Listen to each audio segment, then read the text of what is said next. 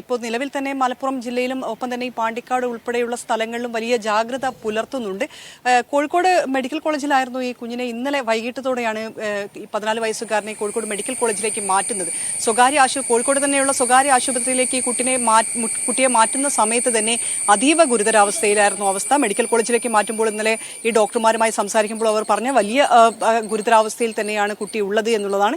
Nipah സംശയം തുടങ്ങിയപ്പോൾ തന്നെ റിബാവൈറിൻ മരുന്ന് കൊടുത്തിട്ടുണ്ടായിരുന്നു. പക്ഷേ അതൊന്നും തന്നെ ഫലം കണ്ടില്ല എന്നുള്ളതാണ് നമുക്കിപ്പോൾ ഈ ഒരു വാർത്തയിലൂടെ പങ്കുവെക്കാനുള്ളത്. കാരണം അത്രയും ഗുരുതരമായ അവസ്ഥയിലേക്ക് കുട്ടി പോയത് കൊണ്ട് തന്നെയാണ് അങ്ങനെ ഈ ഒരു രീതിയിലേക്ക് മാറുന്നത്. മുൻപ് നമ്മൾ 2018 മുതൽ കോഴിക്കോട് ജില്ലയിൽ നിപ്പ നമ്മൾ റിപ്പോർട്ട് ചെയ്ത് തുടങ്ങിയതാണ്. അന്ന് 17 ജീവനുകളാണ് നിപ്പ എടുത്തത്. പക്ഷേ പിന്നീട് 2 പേർക്ക്, ഏറ്റവും ഒടുവിൽ നിപ്പ ബാധിച്ച 2 പേരെ നമുക്ക് ജീവിതത്തിലേക്ക് തിരികെ കൊണ്ടുവരാൻ സാധിച്ചിട്ടുണ്ടായിരുന്നു.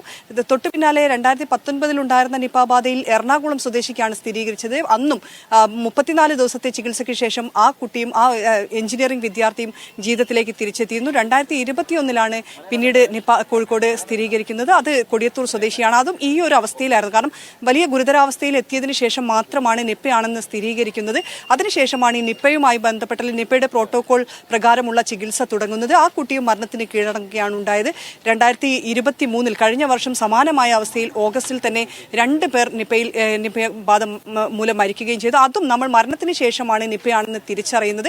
അതിനുശേഷം അവിടെ ഉണ്ടായിരുന്ന ആ നിപ്പയിൽ മരിച്ച ആളുകളുടെ കുടുംബാംഗങ്ങളായ ഒരു 9 വയസ്സുകാരനടക്കം 2 പേർക്ക് നിപ്പ ബാധിച്ചിട്ടുണ്ടായിരുന്നു. പക്ഷേ അവരും ചികിത്സയിലൂടെ തന്നെ ജീവിതത്തിലേക്ക് തിരികെ എത്തുകയും ചെയ്തിട്ടുണ്ടായിരുന്നു. ഇതെല്ലാം തന്നെ നിപ്പയാണെന്ന് ആദ്യം മുതൽ തന്നെ സംശയിക്കുന്ന, അല്ലെങ്കിൽ ആദ്യം മുതൽ തന്നെ പെട്ടെന്ന് തന്നെ നമുക്ക് തെളിയിക്കാവുന്ന കേസുകളാണെങ്കിൽ അവരെയൊക്കെ എല്ലാം തന്നെ ജീവിതത്തിലേക്ക് തിരികെ എത്തിക്കാൻ സാധിക്കുന്നുണ്ട്. പക്ഷേ ഈ കുഞ്ഞിന്റെ കാര്യത്തിൽ ഏറ്റവും ഒടുവിൽ കോഴിക്കോട്ടെ സ്വകാര്യ ആശുപത്രിയിൽ എത്തിക്കുമ്പോഴാണ് നിപ്പയാണോ എന്നുള്ളൊരു സംശയത്തിന്റെ പുറത്ത് ഈ സ്രവ സാമ്പിളുകൾ പൂനെയിലേക്ക് അയക്കുന്നതും അതിന്റെ പരിശോധനാ ഫലം ലഭിക്കുന്നു. അപ്പോൾ തന്നെ ഗുരുതരാവസ്ഥയിലേക്ക് ആയി കഴിഞ്ഞിട്ടുണ്ടായിരുന്നു.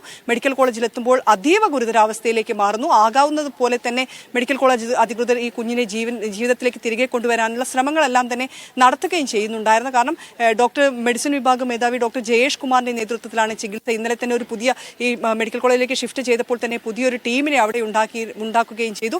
മുൻപ് ഈ നിപ്പ വന്ന സമയത്ത് പരിചയിച്ച ഈ ഇത്തരത്തിൽ രോഗികളെ പരിചരിച്ച്, അല്ലെങ്കിൽ ഈ രോഗത്തിന്റെ എല്ലാ കാര്യങ്ങളും അറിയാവുന്ന ഡോക്ടർമാരടങ്ങുന്ന വിദഗ്ധ സംഘത്തെയാണ് അവിടെ നിയോഗിച്ചിരുന്നത്. എല്ലാ ഡിപ്പാർട്ട്മെന്റുകളിലെയും ആളുകളെ നിയോഗിച്ചുകൊണ്ടാണ് ചികിത്സ മുന്നോട്ട് പോവുകയും ചെയ്തിരുന്നത്. ഇപ്പോഴും അവിടെ എത്തുകയാണെങ്കിൽ ഇപ്പോൾ മെഡിക്കൽ കോളേജിലെ പേവാർഡ് പൂർണ്ണമായും ഐസൊലേഷനാക്കി മാറ്റിയിട്ടുണ്ട്. മെഡിക്കൽ കോളേജിൽ സന്ദർശകർക്ക് നിയന്ത്രണം ഏർപ്പെടുത്തിയിട്ടുണ്ട്. ആ രീതിയിലുള്ള പ്രോട്ടോകോൾ എല്ലാം തന്നെ കോഴിക്കോട് മെഡിക്കൽ കോളേജിൽ തുടരുകയും ചെയ്യുന്നുണ്ട്. ജിൽസി.